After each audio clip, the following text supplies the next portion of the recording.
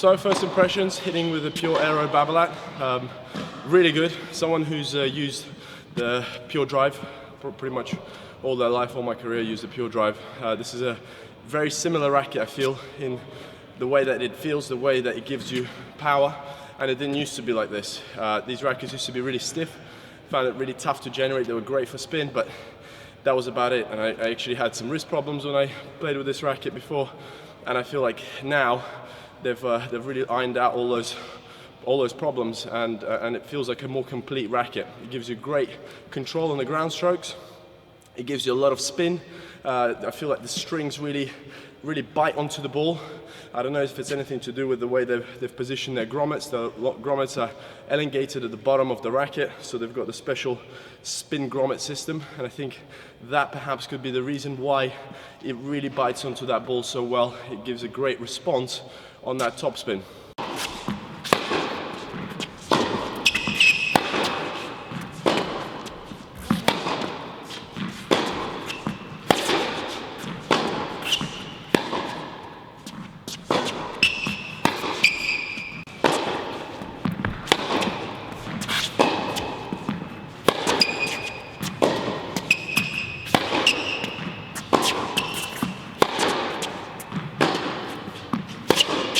So first impressions of the Babolat Pure Aero, has a lot of power, but it also has good control. So if you are someone who plays with a lot of spin, this racket will definitely suit your game. I noticed as soon as I started hitting, I was able to generate more spin and effortless spin. So I was just hitting the ball as I normally do with my older, stiffer racket, but this was giving me a lot more pop off the ball, and I could see the spin when it was kicking on the other side.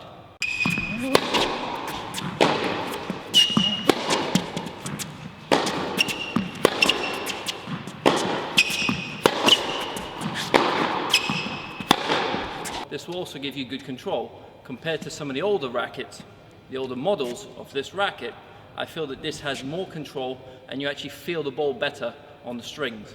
Now on the forehand side, if you're someone who likes to rip the ball with a lot of spin, this racket will definitely suit your game, because this is going to give you that extra spin along with that extra power. For me, I like to hit through the ball a little bit more, and this is also possible with this racket. However, you have to really time it on the sweet spot.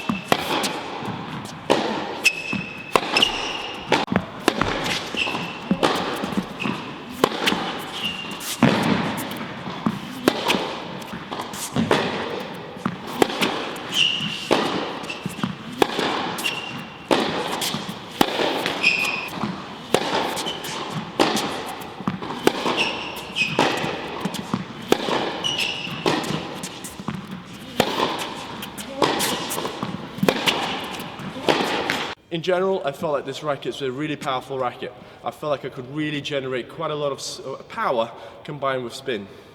I did feel sometimes that if I went for just a little bit too much, the ball would stray out. So I always had to add a little bit of that zip, a little bit of that topspin to keep that ball in. But once you get used to it, you really start hitting deep, solid shots with quite a lot of power compared to other rackets.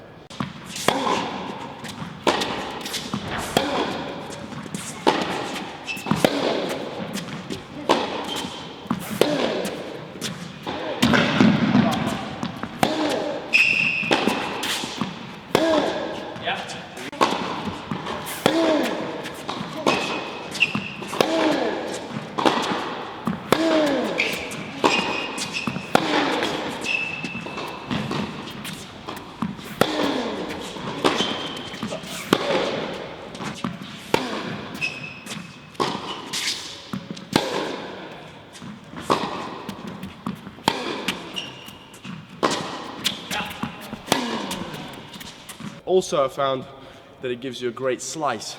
Someone who slices quite a lot on their backhand, I actually found this racket to give you a great slice, and it's exactly the same concept. It gives you a lot of bite onto that ball, so actually it felt great on the slice as well. On the backhand side, if you're a two-hander, this racket will give you extra power and extra spin because of the bigger head size. Now I'm used to a smaller head, so it's harder for me to generate that heavy topspin on the two-hander, but with this racket I could see a big difference as soon as I started hitting.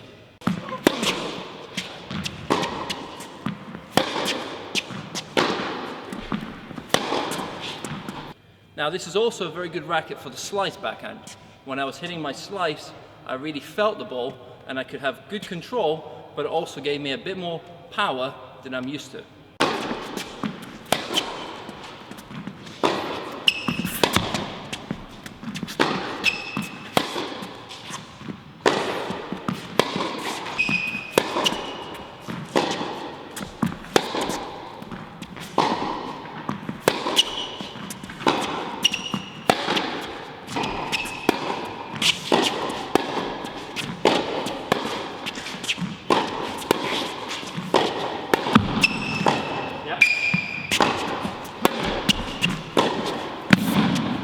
Now on the volleys, if I got it in the middle, I could feel the ball very well. However, if I hit it slightly off center, I'd lose that feeling a little bit. So if you are someone who comes to net, you have to make sure that you are hitting it in the sweet spot so you actually feel the ball and feel what you're doing with the racket head.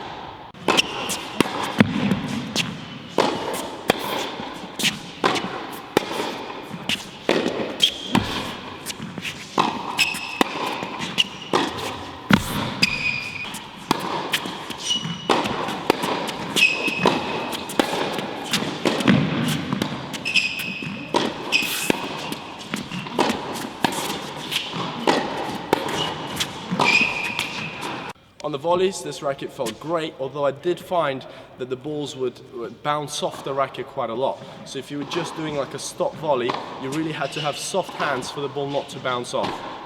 It was actually quite tough to control at times, and therefore I had to give a little bit more power, a little bit more pop on the volley, and then it was a good volley after that.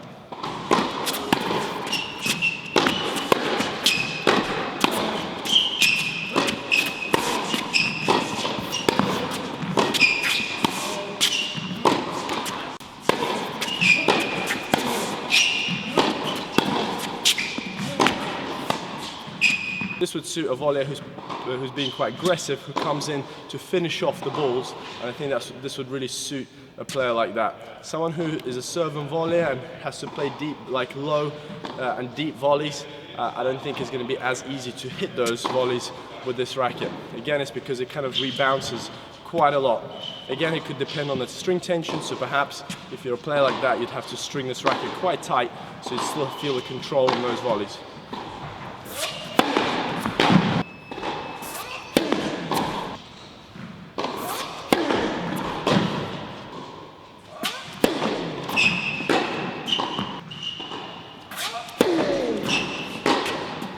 On the serve, I felt like it had a lot of power.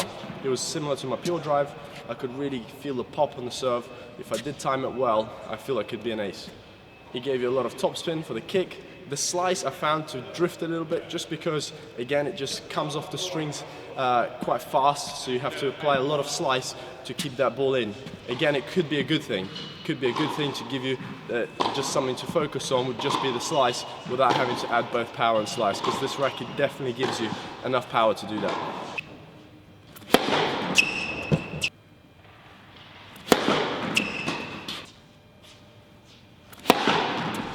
I could see a big difference in the power as soon as I started hitting serves. I could also add a bit more kick on the kick serve and a bit more slice on my slice, as opposed to my old Dunlop racket that I'm currently playing with.